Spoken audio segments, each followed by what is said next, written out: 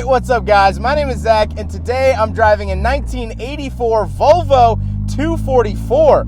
Up front is a 2.3 liter inline 4 and down below is a 4-speed manual transmission with overdrive. So this car is the 244. Now you might be saying, wow Zach, that looks like a Volvo 240. Well, it is. So the old naming of the Volvo 240s was the 242 was the 2-door, the 244 was the 4-door, which is what this is, and then the 245 was a 5-door station wagon. But this was the 244, this is the 4-door, and I'm very excited to be behind the wheel of it. So let's get back to that 2.3 liter inline 4. Well, it is known as a B23F, and it makes about 111 horsepower, give or take. Now this car does have a cam and exhaust. We'll talk about that a little bit later on. We'll get you a good exhaust clip. But it's important to note that this is a B23F because there were a lot of slight engine variations in Volvos throughout the 80s and 90s. So parts from this won't necessarily fit the 2.3 liter in the 1990 Volvo that I drove. So just a heads up, and I'll explain why I know that a little bit later on.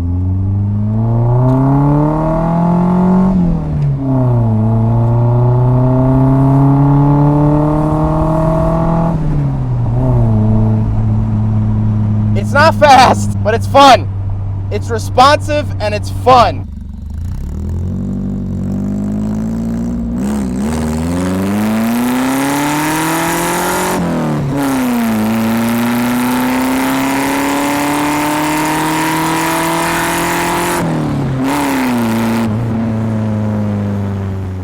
Like I said, paired to a 4-speed manual transmission with an electronic overdrive, which to me is very, very interesting. I don't think I've ever driven a car with an electric overdrive. And how it works is it has the regular H pattern, the forward 4 gears, but then there's a button on top, a little square button that's actually unmarked, which I find pretty interesting. To someone, I would not have known what it was first getting into this thing without the owner telling me. So I'll put it into 4th here and then clutch in, hit the button, the light lights up on the dash, and now I'm technically in a 5th gear or overdrive gear, which is really nice. Again, super cool that this Volvo has its very 70s sort of 80s feature, but it's kind of fun to play with and definitely unique. Last but not least, of course, the Volvo 244 is rear wheel drive. So let's talk about the interior. Well, in front of me I have 3 main gauges.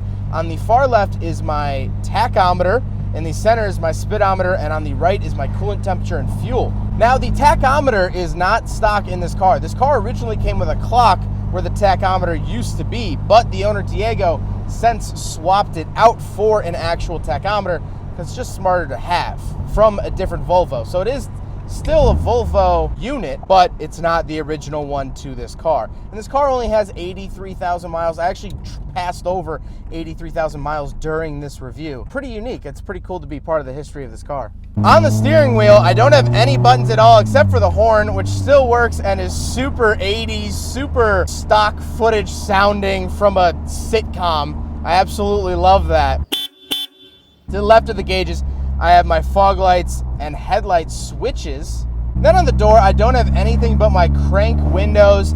It all looks really uniform, really well, and I'm gonna talk about that a little bit later on. In the center, I do have 2 gauges. These are not factory gauges, but they were put in by the owner. There were factory gauges here in the 244. However, these themselves are not factory.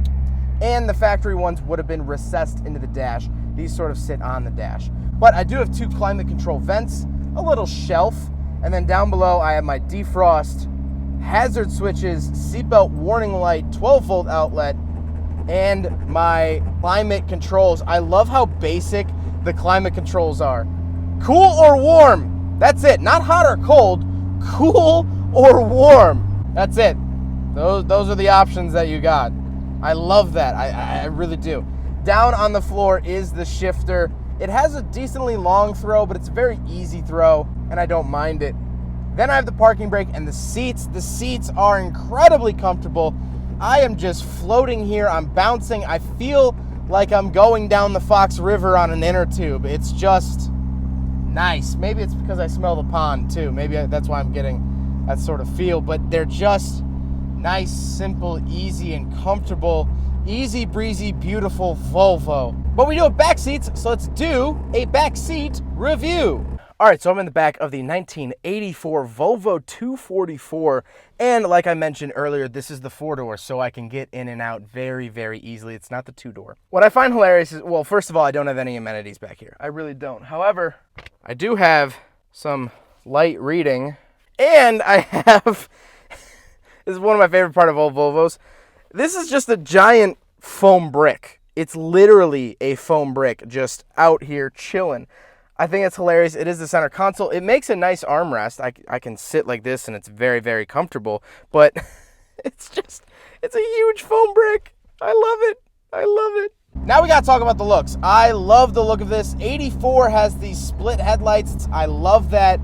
Definitely unique, definitely different than every other 240 series that I've driven. And if you look at this car, you might be thinking, wow, that is a low mileage Survivor. Beautiful, gorgeous. And honestly, I had the same thoughts when I first saw this car. However, it's not totally the case. If you'll notice, the front license plate is actually split in half. That's not factory or a cool modification. 2 winters ago, we had a really bad snowstorm, and this was Diego's only car at the time. And so he was driving in a snowstorm, and the plow truck took out his front end.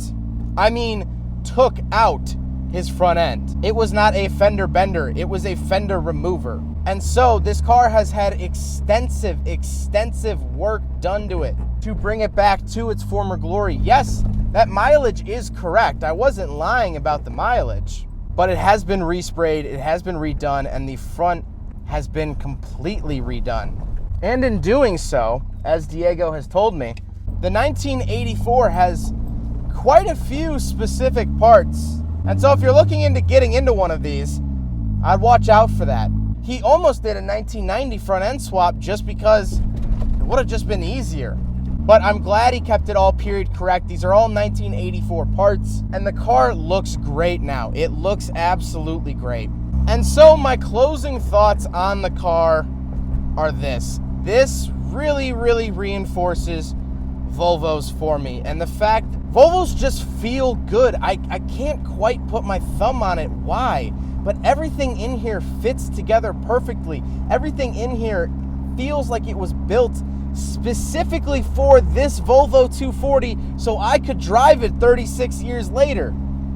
Everything has a purpose. It's useful. It's straight to the point, but also well done. This car was thought through. There was a team that decided everything for this car, and it really, really shows. No matter how mass-produced the Volvo 240s are, they always feel like they were built for me. And driving this car 36 years after its original build date, I still feel that way. I still feel special. The driving experience is so solid. These things are so reliable.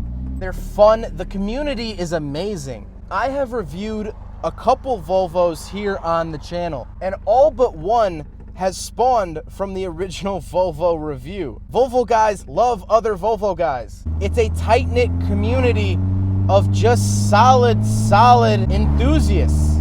I love this car, and I love Volvos.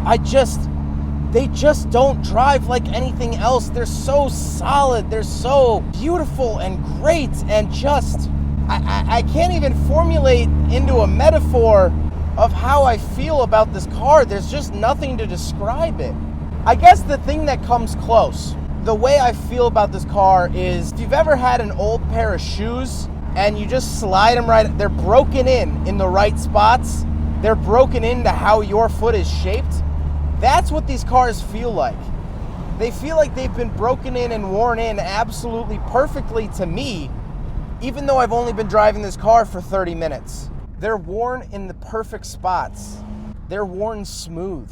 36 years have passed since this car was built. This car was built before the Bears went to the Super Bowl.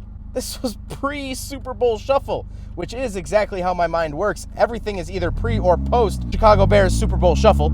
There is no other timeline that matters. And it still drives so good. So good. So good.